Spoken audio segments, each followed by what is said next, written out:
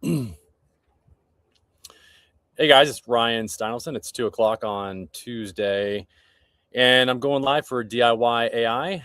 You can reach me on all the socials. I'm going live on Instagram, YouTube, Facebook, etc. And you can go to our website at diyai.ai.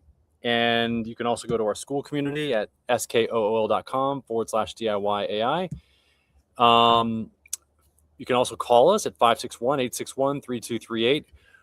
What are we here to do? We're here to help you make heads or tails of artificial intelligence and its capabilities and what it can do and whether or not you should use it for your business. And well, at what level really, I think is the way to ask yourself is, or what to ask yourself is what level of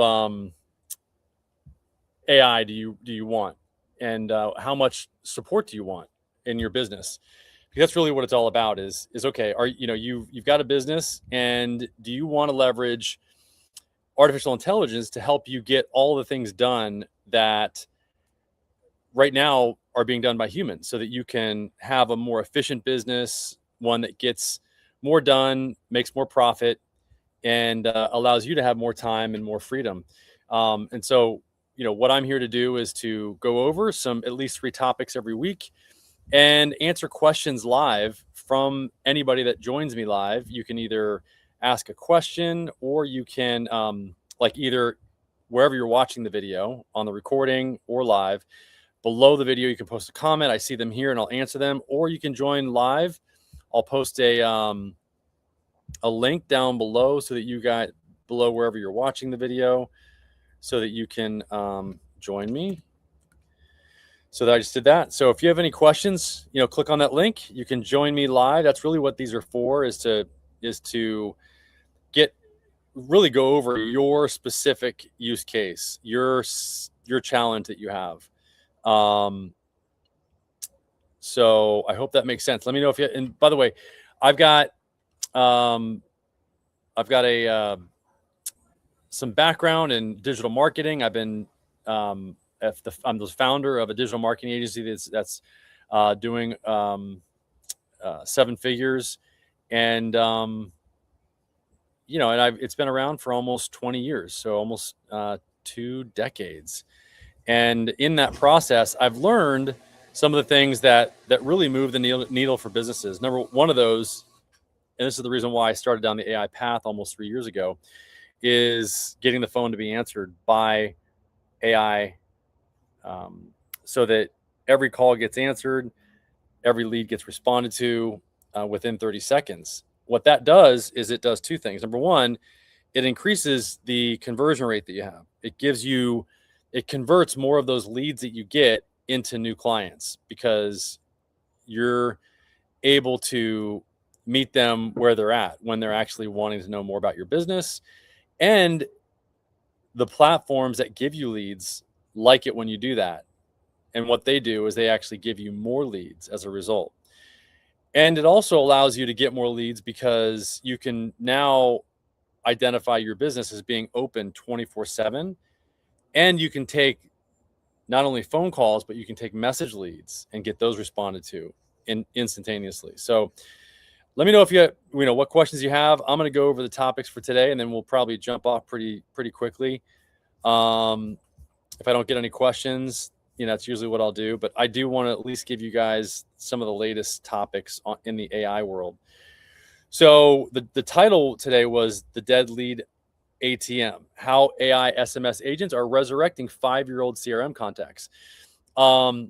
If you have a list of old unsold leads sitting in your CRM, you are sitting on a gold mine. Stop paying for expensive new clicks when you have free leads in your database. Today, I'm showing you how to deploy an autonomous SMS agent that reaches out, handles objections, and books cold leads directly into your calendar without lifting a finger. So the autonomous reactivation playbook, that's the topic number 1. We've got 3 topics we're going to go through today. Standard SMS blasts get ignored. Deploying a 2-way AI agent to text a 500-person list individually and negotiate appointments natively inside SMS yields a 4x higher booking rate. Very, very interesting. So this is where AI really shines. Voice can be a challenge sometimes because you get the different voices that sometimes have a latency that's a little bit longer than others. And the voice doesn't sound exactly human. It pauses where it shouldn't. It speeds up where it should or it shouldn't. And so these are all challenges with the voice. But with the AI texting, you cannot tell when it's an AI. Actually, I would say that an AI agent is actually better because it has full context of not only your business, but everything else. It's PhD level in every other topic. I don't know of too many customer service people that are PhD level. I don't know too many other people that handle sales that are PhD level in sales and every other topic that business might be doing. So this is where you can leverage SMS and AI to its fullest. And so this is one of the trends. And here, let me just go in. I just wanted to here, let me go back here. So there was a link. Yeah, so there's a few different ways to do this. I mean, what you can do is you can get any one of these services, including ours, and you can input. I'll use our system as an example. You can input the names and phone numbers of all of your past clients into our system, as long as you have SMS rights to them. In other words, you have the permissions, the proper permissions to be able to send those outbound SMS text messages to those people, which most likely you do. If you've got their number and you've done business with them in the past, then most likely you've got the rights to do that. So what you can do is you can say, hey, it's Ryan from DIY AI. How you doing? Just wanted to reconnect, see how things are going, and provide this value to you. So you provide value at the onset, something that's not an ask. You give before receiving. And I've set up the same type of system within a OpenClaw setup using anti-gravity, where we're using anti-gravity in OpenClaw. Anti-gravity is like the skin, if you will, on the outside of OpenClaw in order to have better management of the OpenClaw platform and to make it safer. Although I just got hacked for almost $6,500 on my Twilio account, which is a little bit of a challenge, but I learned from that experience because just learn from me. You don't want to make a GitHub repository public that has some API keys in it. And that's one of the things that can make things, pretty challenging. So, and the AI missed some of this stuff. I call my agent Max. So Max missed some of the big no-nos that we should not have been doing, and it didn't. It did some things that compromised our some of our APIs. And so this is where you want to make sure that, I'm just trying to tell you that we're building these type of tools, and you can do the same. But with the tools that I'm talking to you about, you don't have to worry about putting your APIs at risk. You use a software that is just doing one thing and one thing only, and that's sending out a text message to all the people that you've worked with. And that's not going to jeopardize anything for you. But I'm just trying to give you an example that, you can take this as far as you want, because our system, literally what we create is a website that's a replicative website, meaning it's just created over and over and over again with the particular businesses that we scraped off the internet with all of their custom information, and then sending them an example with their information of that website, which is a beautiful website. And in other words, extending the olive branch to give them something first before there's any ask. Once you give them their website and you say, hey, here's a website that you might want to look at, we've created for you. Do you want it? Let me know when you want to hand it over. And then they just make some changes, and they see how well you work and how fast you get things done. And then before you know it, they want to hire you for everything else or anything else or something else at least. So this is the same thing, the same concept with any type of marketing. It's really important to give before getting. This goes back to like Zig Ziglar and all those guys. It's like, you know, who was the other guy that the go-getter, the go-giver was a um, a term that was phrased by Berg. I think his name was, I forget he was at our church here locally one time.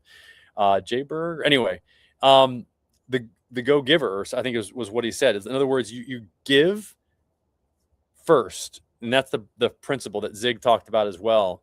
Is, you know, he said you will grow to the amount that you give. You will grow to an equal amount to the amount that you give, is basically what his point was. And so this is where, you know, you can do this now at scale with artificial intelligence. And so what you could do is find out what that website is for your business. What is that website giving tool that you can give, or that thing that you can give somebody that's going to give them value before you ask for anything in return. You might want to give them like a free audit of whatever it is that you do, or something like that. So anyway, that's just my suggestion. And if you got any questions or comments, please post them. I'd love to hear, you know, what you think about that. And then I'm going to go back into this. Okay.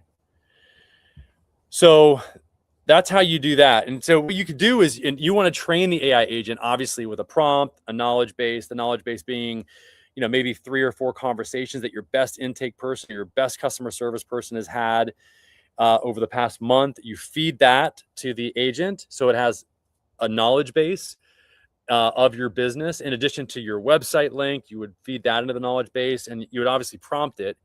And you would give it all the information that you could, so that the agent is completely knowledgeable about your product, your service, what you do, so that you can reignite this list. And once somebody expresses interest or says that they want to talk to somebody, that's when you can have the AI agent actually do like a warm transfer or ping somebody on the team to make an outbound phone call.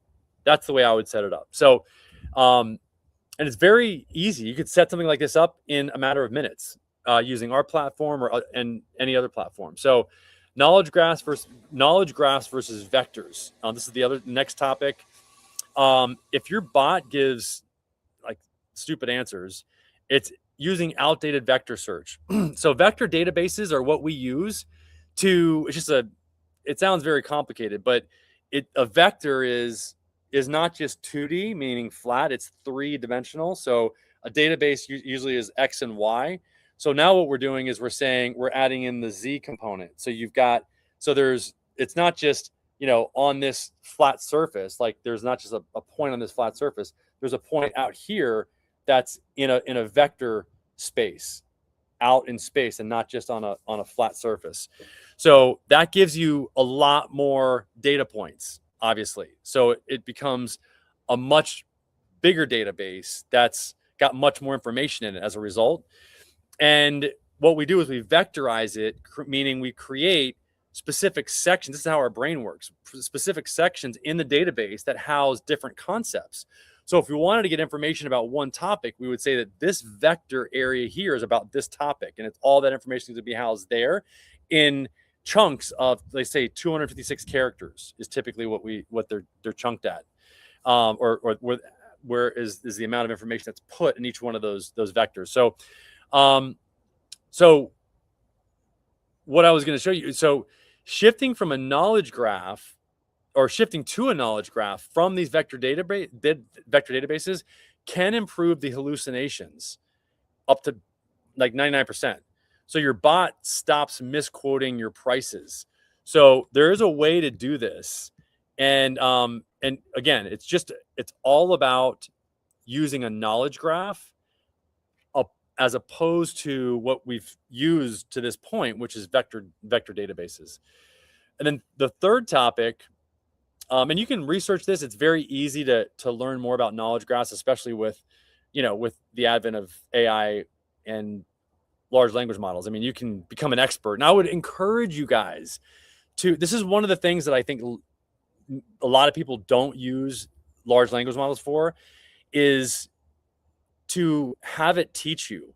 You can have Gemini, Claude. By the way, if you want to learn about Claude, Claude just gave away a free course on how to learn how to use their large language models for free, absolutely free. You can actually get you get a certification, I believe. I mean, it's probably worth $100,000 to go and learn that. And you would learn like co-work and all of the most powerful tools right now, where Claude has done a really good job, because where did OpenClaw come from? It came from Claude, or from somebody that was building on Claude. And so Claude has really made it its job to do its best to make something better than OpenClaw and co-work and some of the other things that it's come out with, and the ability to be able to talk to the Claude large language model with just Telegram or Discord. It now does that. So everything that OpenClaw has done, Claude is in the process of making happen, if it hasn't already done it. So you can learn all that for free, is what I'm trying to say. And now you can have large language models like Claude, Gemini, ChatGPT. You can tell it, say, hey, I want to learn about this. And then it will actually create quizzes for you. I mean, it's amazing. You can go to Notebook LM and put the URLs for 5, 6, 10, 15, 20 different YouTube videos, and have Notebook LM create a knowledge base around those videos, just those videos, and it will basically teach you. It'll create a course, a training, a podcast for you to listen to teach you and summarize everything in that Notebook LM notebook that you create, or notebook. Yeah. So sentiment routing, this is the third topic: sentiment routing and rage quit. A bad bot interaction leads to 1-star review. We'll show you how to program your AI to detect anger, sentiment routing, which I can say 11 Labs has done a really good job of identifying sentiment. And we've built a AI review system where, when your CRM or whatever system you use tags somebody, or when something specific happens, it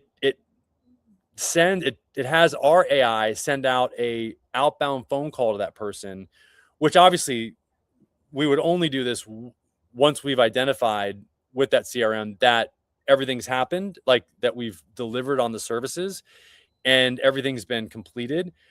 What we're then doing is having the AI to make an outbound phone call in order to get the sentiment of that person. And so what's great about this is, because of the fact that it's an outbound phone call and it's a voice conversation, there's really no such thing as review gating. Review gating is something where we would send out a text message or something written that would say, hey, how was your experience, good or bad? If they said bad, we would route them to a certain landing page that didn't allow them to leave a review. And if they said it was good, we would say, okay, you can leave a review. Here's the link. Well, now we can have the AI have a conversation, just have a normal conversation. What did you think of the service? Blah, blah, blah. The AI agent will then take that conversation and create a review on the fly, and then text that review to the person, letting them know ahead of time, hey, I'm going to send, great that you had that kind of experience, that you had everything solved, that we showed up on time. We only get our next client based on how we treat our current clients. Would you mind sending a review for us? If that's okay, I'll send you a text right now. If the person says yes, the AI sends the suggested review via text, so that all the person has to do is copy the text, and the AI instructs the person how to do this. You just copy the text, and then the AI sends the link, the magic link, the naked link that we like to call it, to the person to get the review. So that all the person has to do is click the review, copy the review, paste it, post it. And if it was a bad scenario with a sentiment aware AI voice agent like 11 Labs has, then we would route it a different way, and we'd say, hey, you know what? Really bummed that you had a bad experience. And 11 Labs AI agents do this really well. They really sound empathetic. That's where the emotional awareness, that's the way they like to refer to their AI agents, really comes into play. It's amazing the emotional awareness that the AI agents have. And then what we do is we instantly transfer the frustrated customer to a live human before they blow up online. So this allows us to get to the person ahead of time and nip it in the bud with a live conversation. So I hope that makes sense. Let me know what you guys think of that. Any questions, let me know. Again, I do this every week at 2 p.m. And if you jump in, I usually will take a lot longer to answer your question. So you can go to DIYAI.ai. That's our website. You can go to our school community at school.com, skool.com/DIYAI, or you can text us at 561-861-3238. Thanks for joining today, and we'll see you next week. All right, bye-bye.